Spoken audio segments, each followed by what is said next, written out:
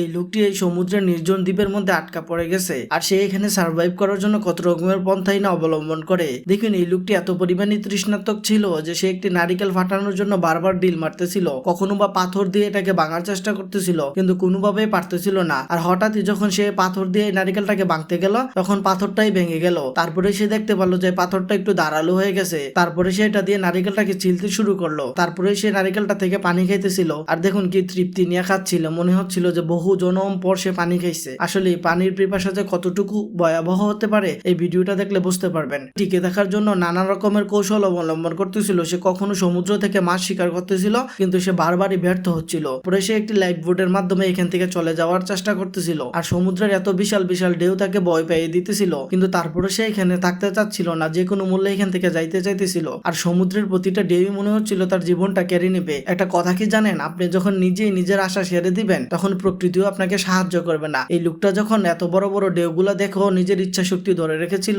তখন এই বড় বড় ঢেউগুলা এই লোকটাকে কিছুই করতে পারতেছিল না। আর এই লোকটা যখন এই ঢেউটা দেখে তখনই তার মনের মধ্যে ভয় চলে আসে। তারপরে দেখুন ঢেউটা এই লোকটাকে একদম সমুদ্রের নিচে নিয়ে যায় আর তখনই সমুদ্রের পাথরের সাথে লেগে তার হাতটা কেটে যায় আর সে নিরাশ হয়ে আবার সেই দ্বীপের কাছে ফিরে আসতে থাকে। মুভির বাংলা এবং সমাজ সচেতনতামূলক ভিডিও দেখতে চাইলে চ্যানেলটি অবশ্যই সাবস্ক্রাইব করে রাখুন, পরবর্তীতে আরো ভালো ভালো কন্টেন্ট আসবে।